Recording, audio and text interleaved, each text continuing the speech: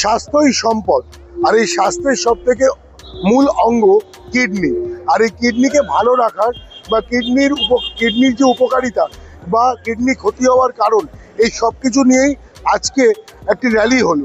যে র্যালি থেকে মানুষকে সচেতনতা জানানো হলো যে আপনি আপনার কিডনিকে কিভাবে ভালো রাখবেন বা কি কি করবেন না যাতে কিডনির কোনো ক্ষতি হয়। আজ বিশ্ব কিডনি দিবস, সেই উপলক্ষে KKI কলকাতা কিডনি ইনস্টিটিউট তাদের এই র্যালি করলেন একদম রবির মোড় থেকে শুরু করে ইনস্টিটিউট অবধি। আমরা জানবো কিডনি বিশেষজ্ঞ ডক্টরদের থেকে যে সাধারণ মানুষ তার শরীরের যত্ন কিভাবে রাখবেন।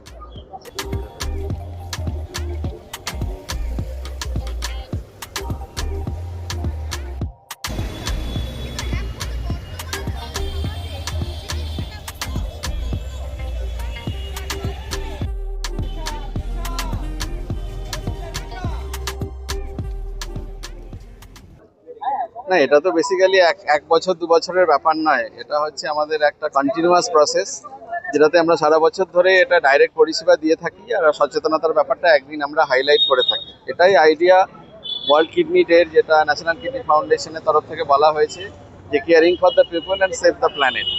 তো তার মানে হচ্ছে যে কিডনি রোগের হাত থেকে বাঁচাতে হবে। কিডনি রোগ এখন পৃথিবীর 5 নম্বর কজ অফ ডেথ। প্রথমে ক্যান্সার বা কার্ডিয়াক ডিজিজের পরেই জায়গায় এসছে, এবং WHO কে রেকগনাইজ করেছে একটা গ্লোবালি সিরিয়াস ডিজিজ হিসাবে। আমাদের দেশের কথা যদি ভাবেন, তো 100 জনের মধ্যে প্রায় 16 জন মানুষ এই রোগে আক্রান্ত হয়। তো তার মধ্যে 2 জন মাত্র টার্মিনাল পরিষেবা লাইক ডায়ালিসিস আর ট্রান্সপ্লান্টেশন পেতে পারে। বাকি 16 জন মানুষ কিন্তু হয়তো মাঝ রাস্তায় মারা যান অথবা এই পরিষেবা অ্যাভেল করতে পারেন না। তো আমাদের আইডিয়া হচ্ছে যে সেই 16 জন মানুষ এই 16 জনে না পৌঁছান, কারণ তার 50 ভাগ কজ হচ্ছে ডায়াবেটিস, 25 ভাগ কজ হচ্ছে হাইপারটেনশন। এই দুটো যদি আমরা ভালো করে কন্ট্রোল করতে পারি, সুস্থ একটা লাইফস্টাইল মেনটেন করতে পারি, রেগুলার একটা চেক আপ করাতে পারি, তাহলে আমরা ওই 16 জনের মধ্যে একজন হব না। সেইটা না হলেই আমরা একটা বিশাল ব্যয়বহুল এবং একটা কমপ্লিকেটেড চিকিৎসা পদ্ধতির মধ্যে যাব না। তো এই অ্যাওয়ারনেসটা বাড়ানোই আজকে আমাদের মূল উদ্দেশ্য, এবং মানুষের মধ্যে জানা যে কিডনি একটা অসুখ, এই অসুখে মানুষ মারা যায়। এটা খুবই একটা প্রিভ্যালেন্ট ডিজিজ, যেটাকে আগে হার্ট ডিজিজ, লিভার ডিজিজ বলে ভাবা হতো, সেটা আসলে তা নয়। আসলে সবই কিডনি ডিজিজ, এবং সেটা প্রিভেনশন করা খুব দরকার। কি কি প্রিকশনস কি ডাজ এন্ড ডাজ নট আপনারা প্রেফার করবেন? আচ্ছা, নমস্কার। আমি ডক্টর কেশব শীল, নেফ্রোলজিস্ট, এই কলকাতা কিডনি ইনস্টিটিউটের। সাধারণ মানুষের জন্য আমার আজকের দিনের বার্তা হচ্ছে যে সচেতনতা আরও বাড়াতে হবে। কিডনি রোগটা তো একটা সাইলেন্ট কিলারের মতো, নিঃশব্দে অনেকটা এগিয়ে যায় এবং আমাদের জীবনকে অনেক কমপ্লিকেটেড করে তোলে। কিডনি যেহেতু একটা ভাইটাল অর্গান, তো সেটার হেলথ খেয়াল রাখা আমাদের সবার দরকার।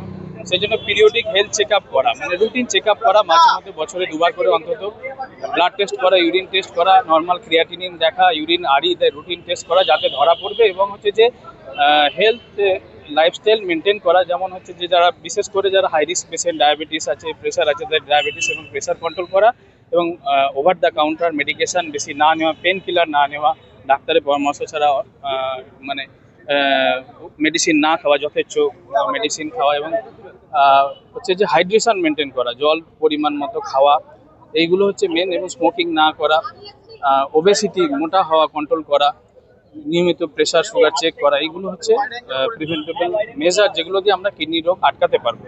আর যাদের আর্লি স্টেজে ধরা পড়ছে, তাদের আর্লি ট্রিটমেন্ট স্টার্ট করলে, নেফ্রোলজিস্টের পরামর্শ নিলে হয়তো এই রোগটাকে অনেকটা মারাত্মক হওয়া থেকে আমরা আটকাতে পারি। আপনি কি পেশেন্ট? হ্যাঁ, পেশেন্ট। কতদিন ধরে এখানে আপনি চিকিৎসা করাচ্ছেন? টোটাল আমি 20 বছর। আগামী ভবিষ্যতের জন্য যাতে এই ধরনের রোগে আপনার কেউ আক্রান্ত না হয়, আপনি পেশেন্ট হিসেবে কি পরামর্শ দেবেন?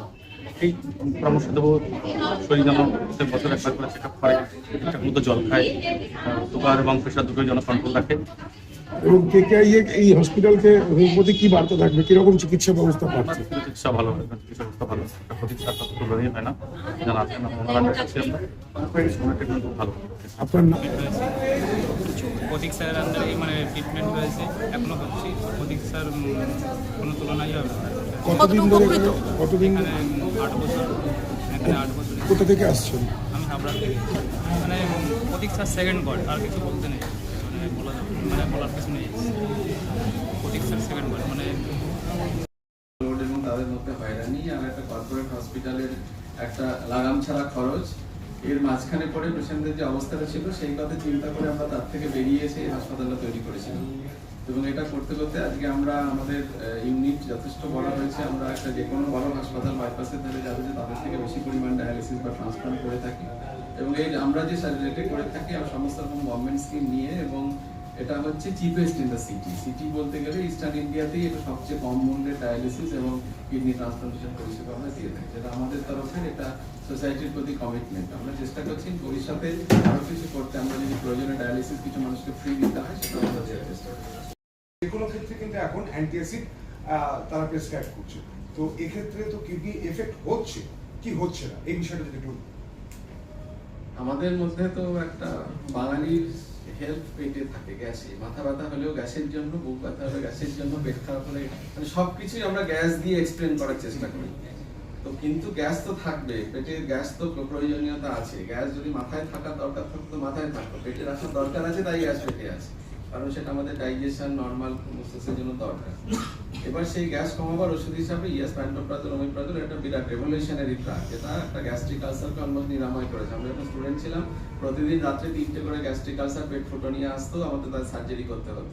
তারপরে যখন আজকের দিনে দেখবেন মেডিকেল কলেজে আমার ছেলে পড়ে, তারা বলে গোটা মাসে একটা আসে না। এই বিরাট রেভলিউশন কিন্তু প্যান্টোপ্রাজল, ওমিপ্রাজলের জন্য এসছে। তো সেই একটা ড্রাগ যেটা মানে সঠিক পার্সপেক্টিভে ইউজ করতে হবে। আপনি যেখানটায় ইউজ করলেন যাতে অসুখটা সেরে গেল, তারপরে বন্ধ করে দিতে হবে। এটা প্রথমে জানা ছিল না যে এই ওষুধ অনেকদিন খেলে, জানা ছিল যে এটা থেকে গ্যাস্ট্রিক ক্যান্সার হতে পারে, কিন্তু কিডনি খারাপ হয় এটা জানা ছিল না। তারপরে ভুড়ি রিপোর্ট এসছে যাতে দেখা গেছে যে এই ধরনের ওষুধ খেলে কিন্তু কিডনি খারাপ হয়। আপনার লাইফস্টাইল আপনার মন মতো হচ্ছে না, আপনি যেমনটা চাইছেন সেরকম লাইফস্টাইল লিড করতে পারছেন না। আপনার সকাল রাত্রি 9টায় ফেরার কথা, আপনি রাত 2টায় ফিরছেন, খাবার কথা রাত 10টায়, রাত্রি 3টের সময় থাকেন। এই রকম যদি আপনার মনে হয় তাহলে এই গ্রুপের আমাদের বলা যে এটা সাইলেন্ট ডিজিজ, আপনি টেস্ট না করলে ধরতে পারবেন। So diabetic patient, hypertension patient, family disease আছে, ওবেসিটি পেশেন্ট, ইডায়াটিক লাইফস্টাইল পেশেন্ট, এদের ক্ষেত্রে আমরা বলি আপনি বছরে অন্তত একবার করে চেক করান।